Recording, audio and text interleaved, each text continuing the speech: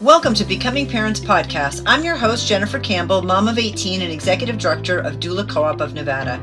With more than 15 years in birth work, I've had the privilege of walking beside families through life's transitions. My work centers on connection, community, and amplifying voices that too often go unheard.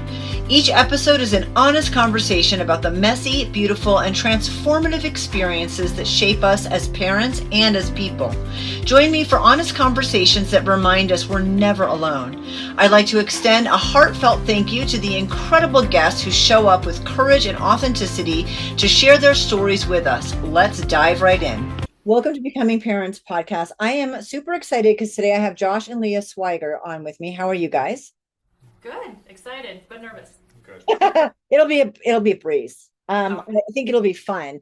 I'm really excited about a couple things. One, I know you guys personally. You're here. This is a local episode, and I love promoting local episodes because we can really help the community that we live in. So I'm really happy about that, and to get both of your perspectives at the same time. So I'd love for you to jump in and share your parenting journey. Okay. Well, I never expected to have kids. I always wanted kids, but I wasn't expecting it. I was going through school, studying speech pathology and audiology, and then surprise with the first one. And yeah. Parenting is in a much different aspect of life than I could have prepared for. It's the single most rewarding, hardest thing. I'm sure you've heard this before. Definitely that I've ever hardest. done. There are no permanent solutions of parenting. Everything's a solution in progress, right? And so once one issue is solved, there's another one, and another one, and another one, and that's how it goes. And what I'm told, our kids are 9, 8, 7, and 0. So what I'm told is that just doesn't end, and you're always putting yourself out there to help your kids no matter how old they get. And I guess I'm really not afraid of that. I'm more looking forward to it. But the parenting journey, is kind of like that. It's a never-ending episode of joy, love, hardship, and kind of repetitive, and then it repeats. How did you guys meet? You said, Leah, you were going through school. You finished school. Yes, I have my bachelor's in speech and pathology, and then was working on getting into the master's, and then She got into the master's. She's being modest. Well, yeah. And then we had 2 babies at that time. And a nanny that we had hired backed out. Oh, yeah. Less than a week before the school was about to start. And then some family issues going on. So I figured, okay, I'm going to put that aside and take care of the babies at home. And then started doing that, put the master's program aside, and realized that being with my kids and not sending them to daycare was more important for me than going into the master's program. And at that time, he was working on his nurse practitioner license. Yeah, at that time. Yeah, okay. And Yeah. I'm trying to think of the time. I think it was wrapping up somewhere in there, but yeah. Yeah. Did you guys meet in college? No, we met at Reno, the local hospital here. Yeah. He was a travel nurse at the time, and I was an assistant for PT, OT, and speech. And Yep, met at the hospital. Yeah. Wow, like old school. Yeah. Yeah, old school. It wasn't an app. It was in 2015, so it wasn't really that. Apps are still a thing. I don't know, were they? The dating online, yeah. I heard it's really crazy now. Anyways, yeah, that's how we met. Okay. At the hospital. So yeah. And then first baby was a shock, but you said 987. So I mean, you're medically trained. You know what causes it. Right. Yes. That's true. Yeah. Once the first one was born, were you guys just like, we're all in? Let's just go all in. Yes, definitely. That's really close together. I think our parenting style really we didn't make a conscious decision, I don't think, to have them back to back to back, but we started like parenting and back then like in a purely organic, clean fashion with, we don't do certain health modalities with our kids, and Right. I don't know what can say and can't say. You can say anything you want. Well, we choose not to participate in certain, therapies with children, right? I don't know, We don't vaccinate like everybody else. We don't do several other things like everybody else. I don't really have a beef against people who do and who don't. I really don't. I just feel like it was our personal choice not to do it. And once it went really well, the first one, like there was no issues. We just kind of kept the going. You know, we put a lot of time and effort into studying adverse effects of things, and then we weighed in the risk ratio and statistics of anything else happening. And it seemed to be a little bit better on the other end, especially from I think my job had a lot to do with it too, because I had seen some injuries coming through the emergency department and on the floor and neurology and things like that occasionally. So, but yeah, anyways, I didn't want to get off track on that. But yeah, so the parenting strategies really changed. Not parenting strategy, the way we lived really changed when we had a kid. So it was all of a sudden we were researching, you know, what was it? The way you grow food. Genetically modified? Yeah, genetically modified foods and organic foods, and this was over a decade ago, right? So we got super into that, and we started only feeding our kid this, and we were breast milk specific, and even when we couldn't, you know, when there was times where we didn't produce enough breast milk, that we would buy it from people who were willing to sell it and things like that. And which is crazy expensive. But I think our $2 an ounce now. Yeah. Back then we were struggling. We're like $2 an ounce, okay. Yeah. But I think that's how we had more kids, is we kind of just opened ourselves up to the world of parenting and doing it the way, you know, that's all we took on for a long time. Right. And it became a large part of us. So, yeah. Long story, sorry. No, that's great. And I mean, I didn't immunize either. And again, it doesn't matter to me what other people do. My ex-husband was a doctor, and we looked at what are all the diseases that it's fighting? What are the chances of an outbreak in our area? Yes. What's the protocol if they get measles, Right. mumps, rubella, whooping cough? Like, what do they do? And I remember when we were studying at one point, and I think it was measles, there was an outbreak in New Mexico, and we lived in Alaska at the time, but 85% of the kids that got it had been vaccinated, immunized, and their treatment was no different. The severity was no different. And I was like, it's a great case against, like, why are we putting this into our body if in the end it doesn't make much of a difference? And we did the same thing. We really, really studied, what do these things mean? And what does it mean if you contract them? And then what? Even if you're having a hospital birth, you really have to know your material. If you're going to go in there, and I don't like the word battle, but it kind of is, battle them. You got to prove that you know what you're talking about, or you can just get steamrolled by them. So I think that's a lot where birth trauma comes from. Mm-hmm. So you guys were having your kids. Josh, you mentioned you were in prison. Not you were in prison. Yeah. I mean, you were reformed now, can't you see? Look, I was in jail last week, but they let me out. I mean, you were working in the prison system. Yeah, I was working. Back then, I worked. So primarily, I worked psychiatry at prisons. I worked in the emergency department at Reno to start, and there, and we took consults to the floor for psych, and I had some very good mentors there. And from then, I went to the prisons because the prison system ultimately provides a lot of experience with a lot of different populations. Not so much female, of course. But it was a male prison I worked at, the major one. It was in Corcoran. So I think that's the largest prison in California, houses thousands of inmates. And there I kind of directly treated by myself. Clinicians are hard to come by. And so I had a yard, I had a gang yard, and I had a sensitive needs yard. And what that means is a sensitive needs yard has every kind of person you could ever imagine with mental illness, from schizophrenic to bipolar disorder to major depressive disorder to body dysmorphia, even males. Right, so that's the kind of work I did in prisons. Gang yards were more about neglect and abuse as children, right? Mm. And so I've seen a lot of both of those sides. Yep. So I worked prisons when we first started having kids. And you guys were not living in the same you were, but Josh, you traveled. I know some of your stories, so. Right. Yeah, no, I had to. Not had to, but okay, so when we first started at the prison system, we were in a small town, and it was very hot, and kind of, it wasn't a good fit for my wife. And so, it was really kind of uncomfortable. And then COVID happened, and I was like, COVID was just starting. And I said, we don't want to be in the city, and we were near Fresno. And so I moved. One of our favorite places in the world is Grass Valley, Nevada City. So I moved my family up to Grass Valley, Nevada City while I worked prisons. And basically... Just in time, too, just right in time, as COVID. right when things got weird. And so we were out in the country, so COVID didn't really affect us at all. At least my kids and my wife didn't affect them at all. But what was affecting her at the time was something we'll get to here. But yeah, so I would wake up Sunday mornings at 2 a.m., Monday mornings at 2 a.m., drive down, start my shift, and then leave Thursday at like 2:30 and get back by 8 p.m.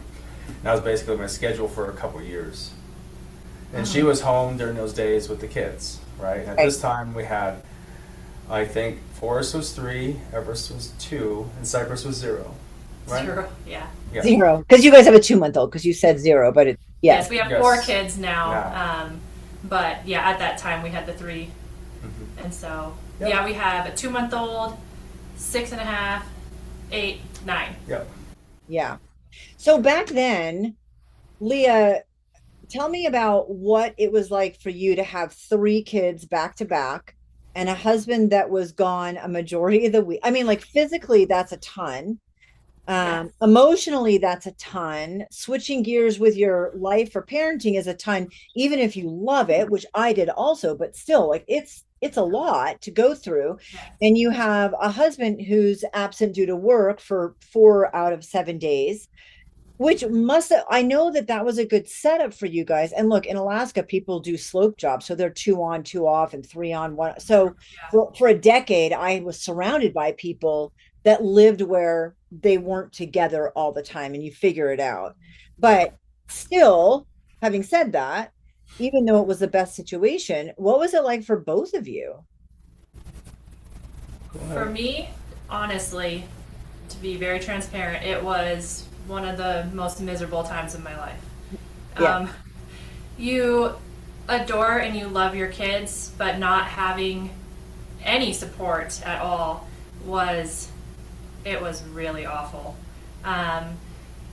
You got 3 in diapers, and this is all our doing, disclaimer. Like, we chose to have that many kids. So, but the COVID was isolating. Not having help was extremely isolating.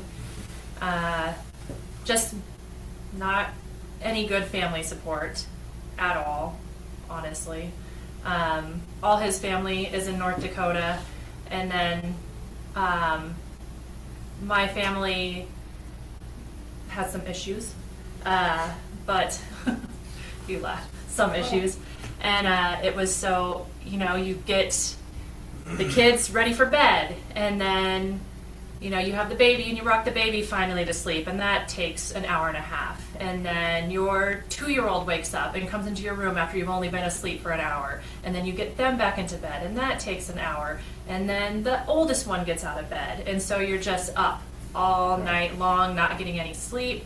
And then the anxiety of the sun coming up through the window in the morning, knowing that your night has just ended, you didn't get any sleep, and you got to face this day with 3 kids alone, making breakfast. Everybody has a different breakfast, and then just doing it over again. It was exhausting. And at that time, after my daughter, I had really bad postpartum. The first 2, I had postpartum, but it wasn't as severe as the 3rd birth, the 3rd pregnancy. And that's why I pointed out, like, you had 3 kids in rapid succession. So hormonally, that's a massive journey for your body physically, which of course affects you in every other way too. So, and you're talking about postpartum depression. Yes. Yeah.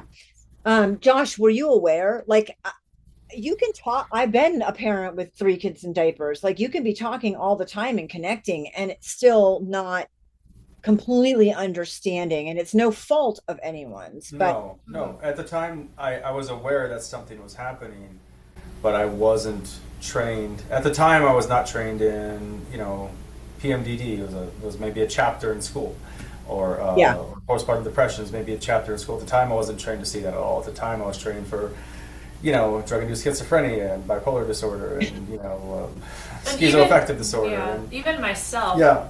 I kind of recognized it, but not really. I just thought, okay, this is a lifestyle change that I need to get used to. It's just me.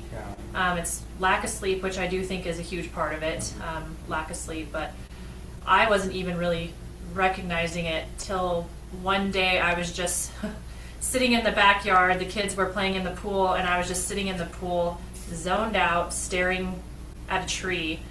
And you're just so stuck, where you're so miserable and so depressed, and you can recognize it, and you know that you're not well, and you're like, just snap out of it, like get up and go play with the kids, like they're these 3 beautiful children, go play with them. And I just sat there physically unable to get up and move my body, and that's when I realized, like, this is really bad. And it did spiral and get worse with the depression, but and I don't know how much you want to go into that. But and at the time, there was times, you can bridge off this, that I'd be okay, so the prisons, New York prisons, they don't allow cell phones in the prisons. You can't bring anything in. So there's no way for her to reach me except for to call the office, which I'm not in all the time. Sometimes I'm in the yard, sometimes I'm in meetings, everything else, and that's the only way they can reach you is her family. And so, it got to a point where I got really concerned about being gone, but at the same time, during those days, we had financial concerns. Not concerns, but we were just starting our lives, and I had to show up for work because we had to pay the bills. And a lot of people are in that situation. I don't think many aren't in that situation, especially when only one person's working. But yeah, there was times where I got the phone with her, and things were so concerning, but I had to stay at work, and I had patients and everything else to pay the bills, that I would call someone we knew to see if they would go and spend the night with her, right? And that would happen occasionally. Which then I was upset about that. And she was like, I don't need to be babysat. Right, and she was very, very upset about that, but I was scared of what was going on and how she was responding. But at the same time, even then, even with all my training and everything I've been through, I'd never heard of postpartum psychosis. Not that we didn't get that far. But, I'd never heard of things like that. Yep. Right, so.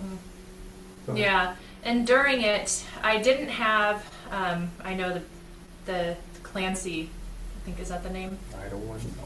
Oh, that trial going on. Oh, yeah. I never got to the point where I really ever thought of hurting the kids. It was just myself.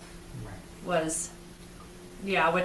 Which was weird for me, but I was having thoughts like that. Because now I look back now, I'm like, what were you even... I must have been so low to even have thought of something like that. But it just shows you that it is a real thing, and women should be talking about it. Right. Especially, I definitely think husbands need to be, know what to look for, know how to step up. Yes, you have to go to work, but you'd be going to work regardless if you were single. Like, they definitely need to recognize in the spouse what's going on. That was something when I was working with clients in the past, I always wanted every client to have a therapy appointment, established care with a therapist during pregnancy. For sure. If you had a history of it, more so, but really it's so not spoken about. It's so not talked about. And this is the other thing that I think, I'm not dismissing men, but focusing on women in this situation, we're like, it's fine. This is normal. I need to change my attitude. It's just baby blues. Like, we constantly talk ourselves out of how we feel, or minimize it, dismiss it, think that it's something like we just need, like all these other women are doing it. What is my problem? And we don't recognize it. And that was the other thing. Like, the husband will notice it in the wife. Wait, the wife is not going to notice it. You're in a place where it's almost not possible to notice it. It's all consuming. So, Josh, how did you switch gears? Because somewhere in this situation with Leah, it seems like it was a complete wake-up call for you. This woman that you love, that gave birth to your babies, that's really struggling, that you're concerned about, and you're working in the prison. And I know I work in the jail, and sometimes you feel like you're spinning your wheels. Yeah. So where was the shift? I don't think it was something that at all happened at once. I think it was a conversation we had a lot of we talked a lot about over a couple of years postpartum, and to determine what, it took us a while to even figure out what had gone, because we didn't see anybody about it. Over time, like, I was home more, and then what happened? Yeah, and then I started working from home. I took another job, and I started working from home when we were there, and that was helpful. But yeah, it took some time. It wasn't like a clear distinction, but over the years we've really talked about it. But probably around that time when she had those issues going on, and I realized that the depression was fully taking over, and that something needed to be done. That during that exact same time period is when I was at the prisons and nothing was working on patients, because it isn't that, I shouldn't say nothing is working.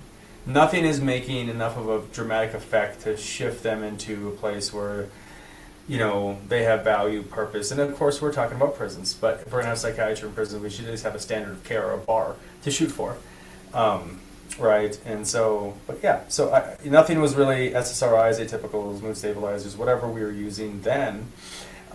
They just weren't making a dent in the work. I didn't feel like, I felt like I'd been trained to do a lot more than I was doing. Yeah. Does that make sense? Yeah. And it just wasn't coming to fruition. And at the same time, she was going through this, and then right around then, what was that? Yeah, I left the prison, right? We left. Mm-hmm. Yep, and I started working from home. And I pretty much kind of given up on psychiatry a little bit until I stumbled onto functional medicine. I don't even remember exactly how I stumbled onto it, but I was like, I was thinking, you kind of get into a place when you're prescribing all the time and trying to treat all the time where it just becomes like, okay, well, I know this patient's not gonna get cured or healed or, really, but, if I can help them a little bit, this is all I can do. Right? So it became possible. Things became possible where I thought, well, these answers look a lot more, this causation of these fundamental issues and these mental health issues look a lot more reasonable to me than not what they taught me in school, but I learned there was a lot more models for psychiatric clinicians than they had taught us in school. Typically in school they teach you the monoamine model and psychotropics, right? There's huge models on that. But what I learned was biological dysfunction beneath the surface that leads to all sorts of mental health issues, and that's kind of but that's how it all kind of came together. I think it's interesting though that like with your kids, looking at modified food and breast milk and how you wanted to raise them, and you seeing in the hospital setting adverse effects of immunizations and making decisions on that, and then Leah's experience, and you're like, there were all these drops in the bucket happening kind of simultaneously over a period of time. So you did functional medicine, and then Leah, do you mind sharing, like, did you have a moment that was your lowest other than at that watching the kids play? Was there a moment you wanted something to change, and how did you come out the other side?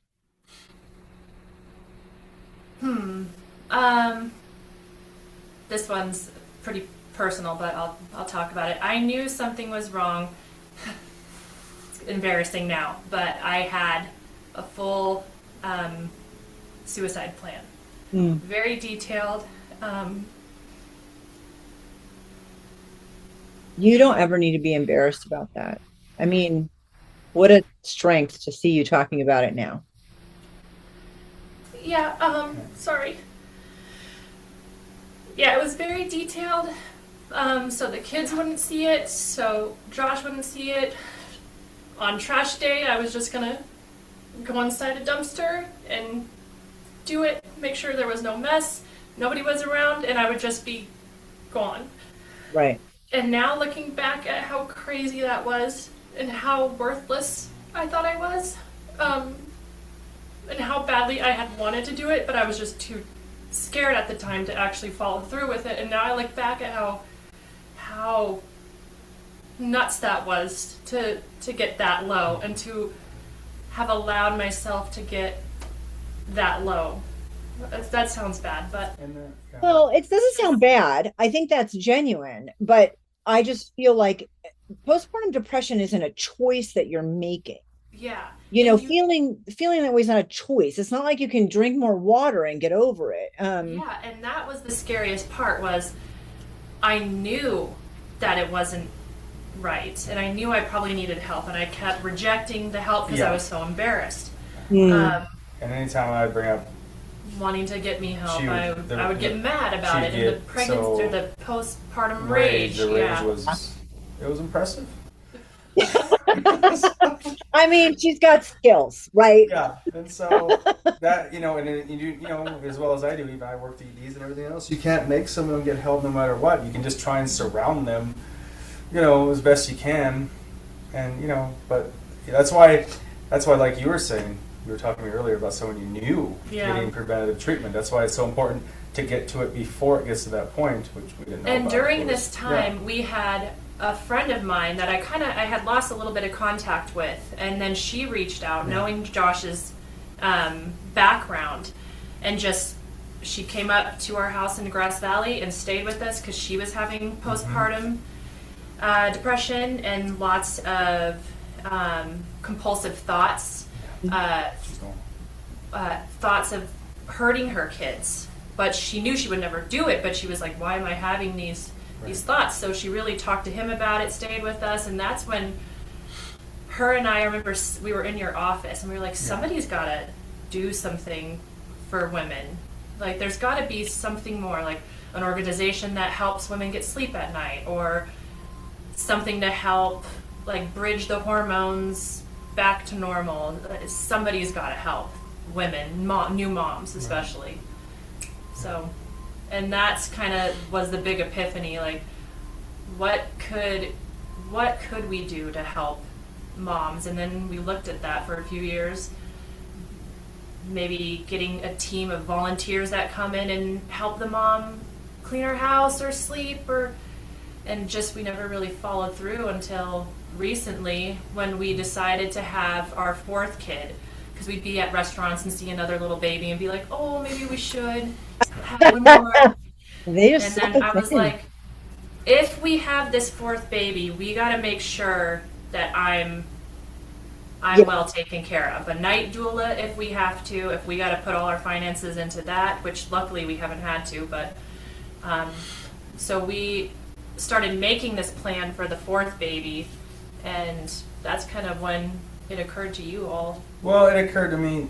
To do a postpartum depression, to add it into my practice, and how I didn't. I don't know why the most obvious conclusions don't come to you until later on. It's a very strange thing. But yeah, and so I added that to my practice. But then one day she said, we should initiate. You should initiate the postpartum protocol. Right away. And I was like, you know what? That'd be a great idea. So I just started diving into all what I call the neurobiological drivers of postpartum depression. And what's interesting about that, I can list 6 to 8 neurobiological drivers on depression, treatment-resistant depression, to PTSD, to anxiety. But with postpartum depression, because of the hormones, it can be up to 10 to 11 neurobiological drivers of postpartum depression. So there's a lot of ground to cover when it comes to that identification of what's statistically, most probable, right? And hedging for every one of them in some sort of way through a tiered structure, kind of looking at hormone levels after birth, things like that. But it has to be very structured in a way that you're at least going to, and no one's going to know how bad they would have gotten, but if you've had it before, or you have depression already, or you're already in SSRIs, or you're predisposed to depression, statistically speaking, it's likely to a degree. Right. But you'll not, so anyways, yeah, it was her idea to do the preventative postpartum, not mine. I just was like, oh, that's a great idea. And then I started doing the work to kind of incorporate it and see what kind of ground I needed to cover, because prior to that, when patients would come to you, very, very severe with postpartum, there was a lot of work to do. And here with preventative postpartum depression, you can kind of, because initially right after the baby's born, women seem to do really well the first 2 weeks. They already do. That the lag in the hormones, it takes a while to catch up to them and everything else. So Yeah. Yeah, Josh, I know that you took a couple years off, went back, like the amount of letters after your name.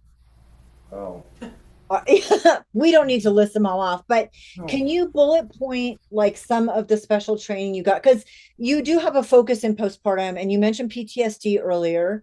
Yeah. I know in our conversations you mentioned sexual trauma. Uh, Yes. there were so can you kind of bullet Sure. point because you run own and run Peak Body and Mind here in Reno. Yeah. And I know that you have access in other states, and I know you have a list of specific things you can do. Right. Um, and then we can talk more about postpartum Sure. specifically. Yeah. Sure. I spent a long time. I wasn't working. I do a little just some side work, but I wasn't working. I just started training with different providers from around the country a while back. So I still train with Dr. Craig Conover. I go to see him. I go to see him this month. Spend some time with him. You know. But I've been training with him for a long while. He's been on Andrew Huberman before. He's a primary care doctor. He was like the OG of NAD, the OG of peptides and hormones. He's going on Sean Ryan next month, and that'll be here I think in September. But he's a hell of a guy, and what he taught me most though was, you know, he's a great mentor.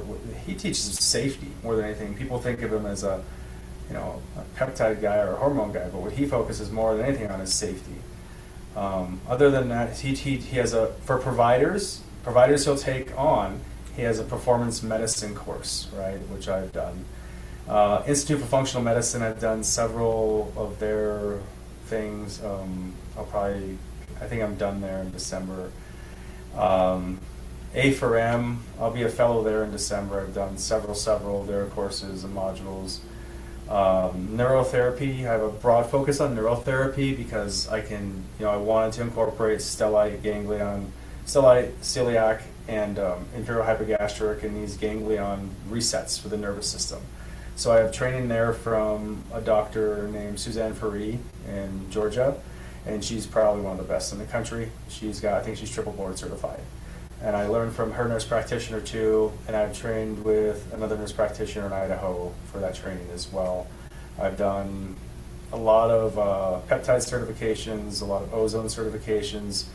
I learned under Brendan Cochran, who's a great physician. He's head of the, the American Academy of Ozone Therapy. He does a lot of work there, but he's one of the best naturopathic doctors in the country, and he's out of Seattle.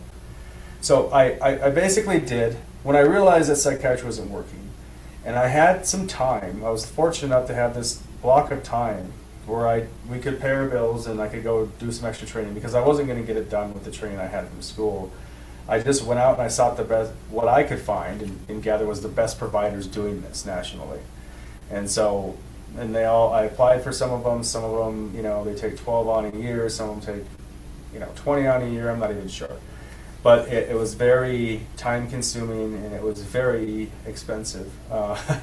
But, I wanted to bring the best to my patients. I wanted to bring the best to everybody, my family.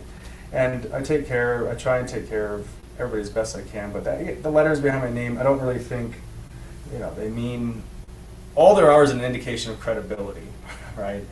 But honestly, credibility comes from word of mouth more than anything. When is it ideal for you to see someone in pregnancy? Because we're talking about preventative. Is it immediately postpartum or is it even prior to that during pregnancy? Well, an initial assessment would happen during pregnancy. Okay. But I don't have anything to do with treatment until baby's born because Okay. I don't get involved with pediatrics. I don't get involved with the OB. The OBs I would like to have a relationship with, of course, but we're not stepping on toes. We're not looking to do anything while baby's in, right? Right. Because of the statistical probability of estradiol or estrogen collapse, progesterone collapse, day 1, day 2 after birth. Those are things, depending on what they're breastfeeding or not, I like to start on day 1 or 2. And I'm talking like a BHRT, a micronose progesterone, a low dose, and I'm talking very low dose until we get those levels back of an estradiol patch. If they're not breastfeeding, if they are breastfeeding, estradiol can stop the amount of breast milk that's being produced. So we have to hold off on that.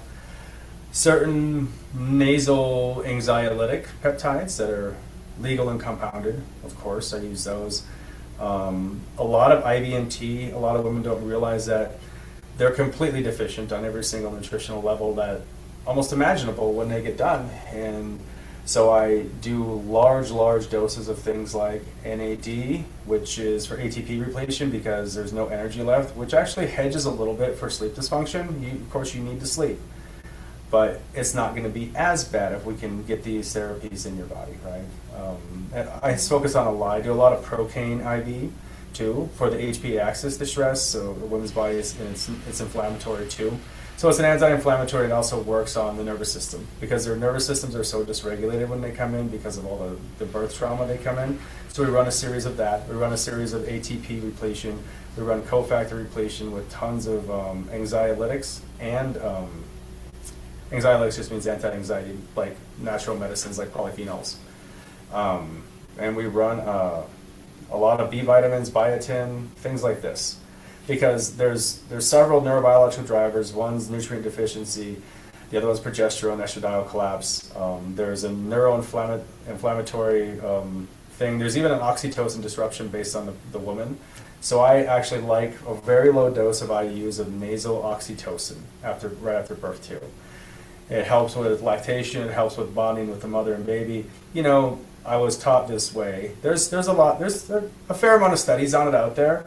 But this is the way I was taught in clinical practice, and it works very, very well for the people who taught me. And I honestly, when I talk to the people that have used oxytocin nasally, it's a very low IU to start. It's like 1 nasal spray per nostril or 2. They love it. It makes them feel good. So that's another thing. But there's several neurobiological drivers that are even cytokines. So if you've had a C-section or something, you're going to have an inflammatory response, which in turn can activate some microglia, activation in your brain. You get some neuroinflammation going, or you may have a gut-brain issue already, or you may be predisposed to depression, and those hormones are just going to drive you over the edge, and the SSRIs aren't going to work anymore. There are several factors for this, and so what we do preventatively is we assign certain cofactors or things that kind of, balance out your base enzymatic reactions. So nutraceuticals, IBNT, and it's a different. It's not like a drip bar. They're very, very focused and precise in their dosing and frequency. They have to be stacked on top of one another and to be effective, right? You can't just go to a drip bar and say you want this. Because it has to be mixed a certain way and things have to be piggybacked a certain way to combine, right? So, for example, if I run a Procaine IV, which is a very strong, potent, parasympathetic driver, I'll follow it sometimes if they're having severe anxiety and depression with EGCG, which is a green tea polyphenol, which is a super anxiolytic. When I combine the two together, it's a very potent reaction people get, calming, it de-stresses them, it makes them feel more comfortable. We're not going to be able to take away the stress women have or with anything I treat. The things that happen around them are still going to happen, but how they respond to it is going to change. How they react to it, how they feel about those things happening around them. Yeah, that makes sense, because I would have very exaggerated responses to small things. Right. Yeah. So Leah, what was it you experienced? You had 3 experiences with postpartum depression, each one, and worse the third one. And then when you guys decided to get pregnant again, was there fear behind that? And then you're 2 months postpartum right now. What has your experience been this time comparatively? Honestly, it's been night and day different.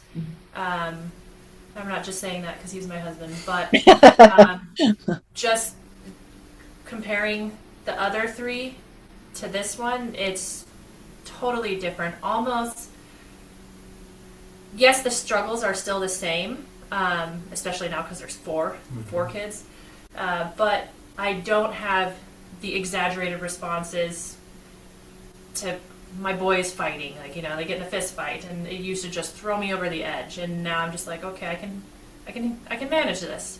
And also now it's almost like my default back then was just to be in a pissed off mood all the time, just rage, pissy, depressed, sad, crying all the time. And this time with the baby, I don't really have any of that. I had it just this one time, but it was when I got my period back. The first day I got my period back, Doesn't everyone feel like that? Yeah, I had a slump.